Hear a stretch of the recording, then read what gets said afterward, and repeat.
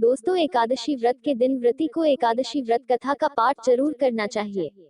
ऐसा माना जाता है कि व्रत कथा का पाठ करने से भगवान विष्णु की कृपा से सभी मनोकामनाएं पूरी हो जाती हैं और मृत्यु के पश्चात मोक्ष की प्राप्ति होती है और समस्त पापों से भी। आषाढ़ माह की शुक्ल पक्ष की एकादशी को देवशयनी एकादशी के नाम से जाना जाता है। देवशयनी एकादशी से ही विष्णु जी 4 माह के लिए योग निद्रा में चले जाते हैं। इस दौरान मुंडन संस्कार, शादी विवाह, सगाई, गृह प्रवेश समेत सभी मांगलिक कार्यों पर रोक लग जाती है। इस साल 6 जुलाई को देवशयनी एकादशी मनाई जाएगी। यह विशेष दिन श्रीहरि विष्णु और मां लक्ष्मी की पूजा के लिए शुभ माना गया है। एकादशी व्रत के दिन व्रती को एकादशी व्रत कथा का पाठ जरूर करना चाहिए।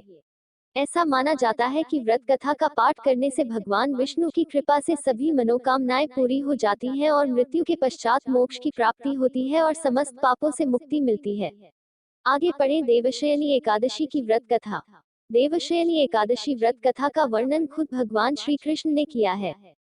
शास्त्रों के अनुसार भगवान श्री कृष्ण ने इस वृतांत को धर्मराज युधिष्ठिर को सुनाया था।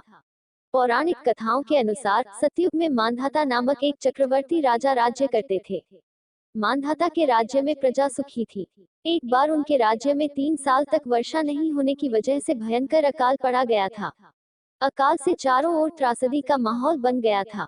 इस वजह से यज्ञ, हवन, पिंडदान, कथा, व्रत आदि कम होने लगे थे। प्रजा ने अपने राजा के पास जाकर अपने दर्द के बारे में बताया। राजा इस अकाल से चिंतित थे। उन्हें लगता था कि उनसे आखिर ऐसा कौन सा पाप हो गया जिसकी सजा इतने कठोर रूप में मिल रहा था। इस संकट से मुक्ति पाने के उद्देश्य से राजा सेना को लेकर जंगल की ओर चल दिए। जंगल में विचरण करते हुए एक दिन वे ब्रह्मा जी के पुत्र अंगिरा ऋषि के आश्रम पहुंचे गए। ऋषिवर ने राजा का कुशलक्षेम और जंगल में आने कारण पूछा। राजा ने हाथ जोड़कर कहा कि मैं पूरी निष्ठा से धर्म का पालन करता हूँ, फिर भी मेरे राज्य की ऐसी हालत क्यों है? कृपया इसका समाधान करें।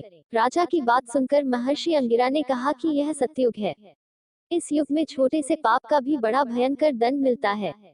महर्षि अंगिरा ने राजा मांधाता को आषाढ़ माह की शुक्ल पक्ष की एकादशी का व्रत करने के लिए कहा। महर्षि ने कहा कि इस व्रत के प्रभाव से अवश्य ही वर्षा होगी। महर्षि अंगिरा के निर्देश के बाद राजा अपने राज्य की राजधानी लौट आए। उन्होंने चारों वर्णों सहित पद्मा एकादशी का विधिपूर्वक व्रत किया, जिसके बाद राज्य में मूसलधार वर्षा हुई। ब्रह्म वैवर्त पुराण में देवशयनी एकादशी के विशेष महत्व का वर्णन किया गया है। मान्यता है कि देवशयनी एकादशी के व्रत से भक्त की समस्त मनोकामनाएं पूरी होती हैं। दोस्तों, आपको वीडियो कैसी लगी कमेंट में जरूर बताना और कमेंट में जय मां लक्ष्मी, जय श्री हरि विष्णु जरूर लिखना। मिलते हैं नई वीडियो में, तब तक के लिए बाय।